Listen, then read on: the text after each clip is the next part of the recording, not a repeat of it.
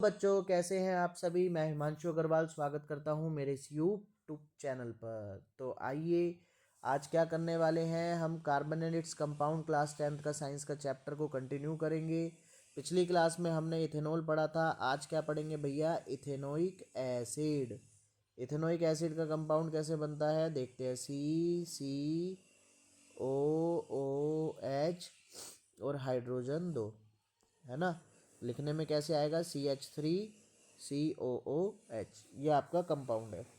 तो पढ़ते हैं इसके बारे में। सबसे पहली बात, इसे हम एसिटिक एसिड भी बोलते हैं। क्या बोलते हैं, एसिटिक एसिड।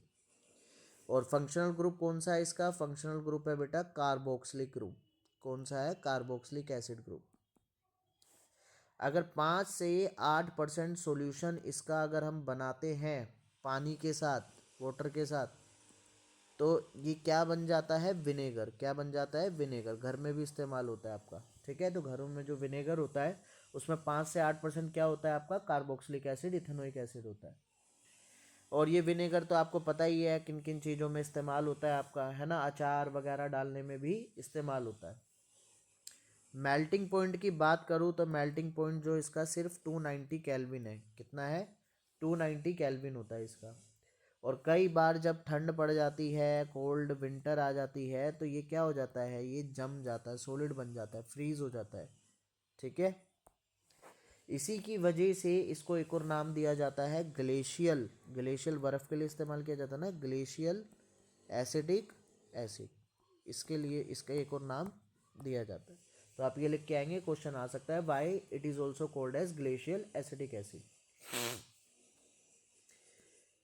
और अगर मैं बात करूं, जैसा कि इसका फंक्शनल ग्रुप है, ये एक एसिड होता है, लेकिन इसका एसिडिक नेचर कैसा है, ये आपका वीक एसिड होता है। कैसा एसिड होता है, वीक एसिड।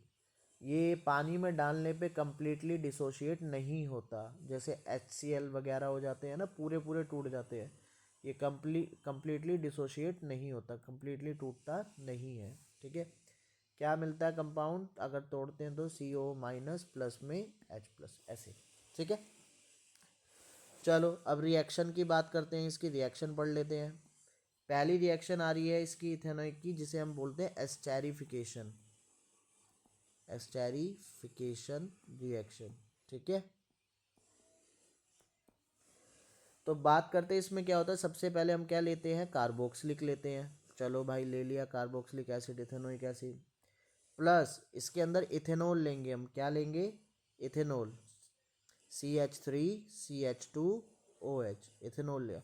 जब दोनों को आपस मिक्स कर देते हैं, ठीक है, तो क्या बनता है आपका, एक कंपाउंड बनता है जिसे हम बोलते हैं एस्टर। क्या बोलते हैं, एस्टर बोलते हैं, ठीक है।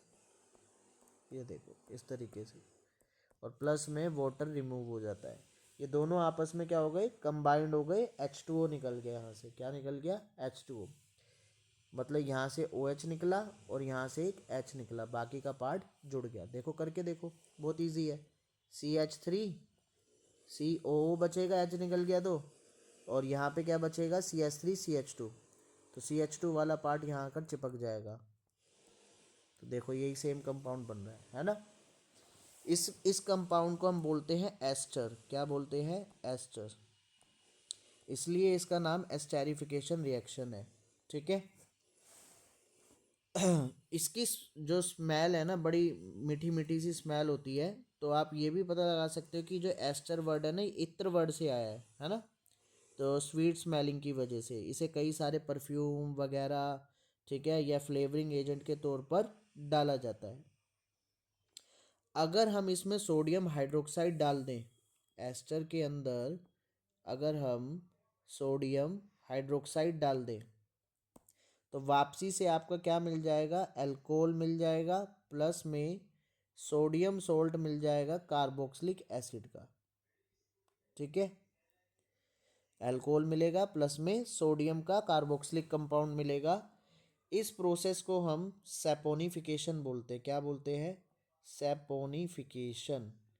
क्यों बोलते हैं सैपोनिफिकेशन, क्योंकि ये रिएक्शन आपकी साबुन बनाने में इस्तेमाल होती है। किस में इस्तेमाल होती है, साबुन बनाने में। साबुन होते क्या है, सोडियम सोल्ट होता है। क्या होता है, सोडियम सोल्ट किसका, कार्बोक्सिलिक एसिड का, कार्बोक्सिलिक एसिड का। तो कार्बोक्सिलिक एसिड का कंपाउंड बन रहा था सोडियम का, है ना। तो इसलिए ये सोप बनाने में इस्तेमाल किया जाता है और इसे हम सैपोनिफिकेशन रिएक्शन बोलते हैं। ठीक है। सेकंड रिएक्शन, अगर मैं इसकी रिएक्शन, इथेनोइक एसिड की रिएक्शन किसी कार्बोनेट से कराता हूँ, ठीक है, जैसे मान लो सोडियम कार्बोनेट से कराया, किसी भी कार्बोनेट से कराता हूँ, तो आपका एक कार्बोक्सिलिक कंपाउंड बनता है, ठीक है, जैसे कि अभी बताया गया ऊपर, और प्लस में H2O बनता है और प्लस में कार्बन डाइऑक्साइड बनती है। तो देख रहे हो ना कार्बन डाइऑक्साइड कितने कहाँ कहाँ निकलती रहती है कार्बन डाइऑक्साइड। इस वजह से तो ग्लोबल वार्मिंग भी बढ़ती चली जाती है ना। सोडियम कार्बोनेट की जगह हम सोडियम हाइड्रोजन कार्बोनेट का भी इस्तेमाल कर सकते हैं, तब भी प्रोडक्ट यही रहेगा, कोई चेंजेस नहीं होंगे। और ये क्या है, ये आपका सोडियम कंपाउंड है कार्बोक्सिलिक ग्रुप का, यही साबुन बनाने में इस्तेमाल किया जाता है। तो होप आपको रिएक्शन भी अच्छे से समझ में आ गई होगी। इस वीडियो में सिर्फ इतना ही। नेक्स्ट वीडियो में हम सोप एंड डिटर्जेंट के बारे में डिस्कस करने वाले हैं। तो वीडियो अच्छी लगी है तो प्लीज़ लाइक कर दो।